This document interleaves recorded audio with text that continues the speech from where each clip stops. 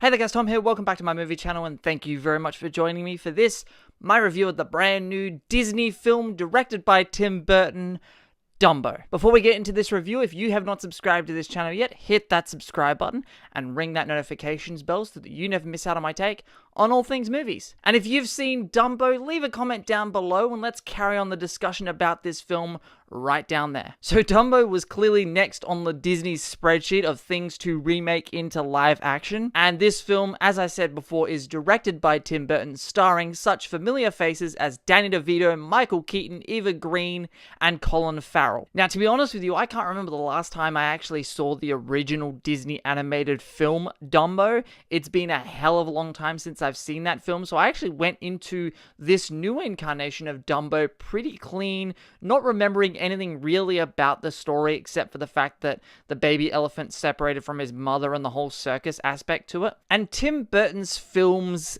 have been hit and miss with me. I like some of them, I really dislike others. He's a director who I find his style sometimes is very overbearing and he's a very hit and miss director with me, so I really wasn't sure what to expect in terms of quality of this film, and I gotta say I was quite pleasantly surprised watching Dumbo. I enjoyed watching this film, and I think this is a good film. And I was quite concerned that when I heard Tim Burton was going to be the one directing this film, I thought that's not really, the fit didn't seem right to me, but it seems to have paid off. I think Tim Burton did a solid job with this film. The performances in this film are also quite strong. Danny DeVito just lights up the screen every time he's on. He is fantastic in this film. His character's hilarious. Colin Farrell and the two lead children in the film, I don't know their names off the top of my head, but the two kids in this film and Colin Farrell are really the heart of this story, and I wasn't expecting to get attached to those characters as much as I did,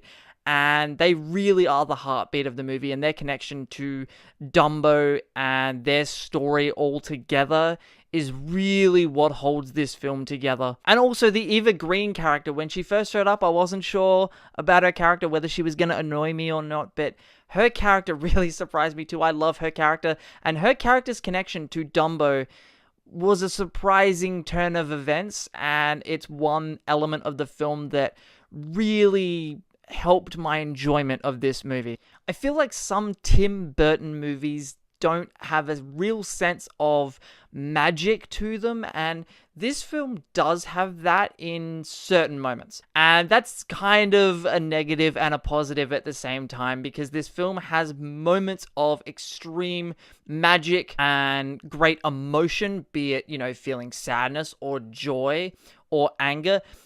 This film really does a good job of capturing in this CGI elephant, this sense of sadness, when he's separated from his mother, or joy when he's around the children in the film. But the movie also suffers in the sense that in other moments, there are other parts of this film that are boring, and that leads me into some negatives with the film. The movie has some severe pacing issues. This film isn't the best in terms of pacing. Now, the film and the story does progress rather quickly, and the film doesn't really feel like it drags too much, but the story just seems really oddly paced. And there are certain times in the movie where I feel like they could have allowed for more of an emotional beat, or less of an unnecessary conversation. Another negative in this film for me is the Michael Keaton character.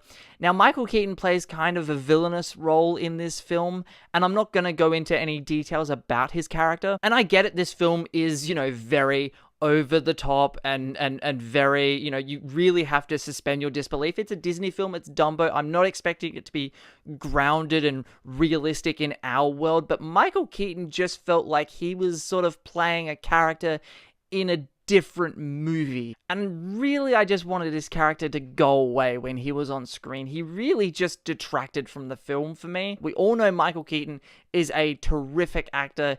In this film, though, I don't know that the way that his character was portrayed or written matched the rest of the film. The other negative I have about Dumbo is this film suffers from an overabundance of CGI and green screen. Now look, I get it, the animals have to be CGI.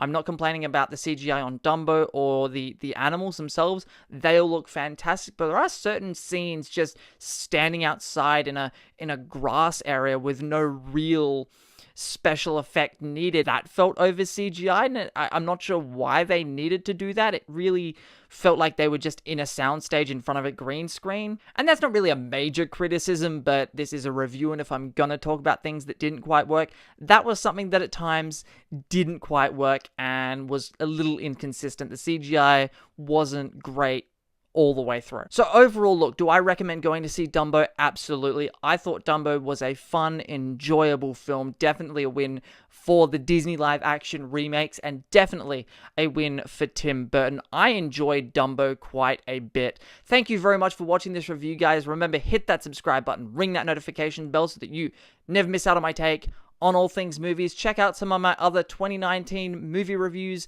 Leave a comment as to what you thought about Dumbo in the comment section below. My name is Tom, and I will see you guys next time.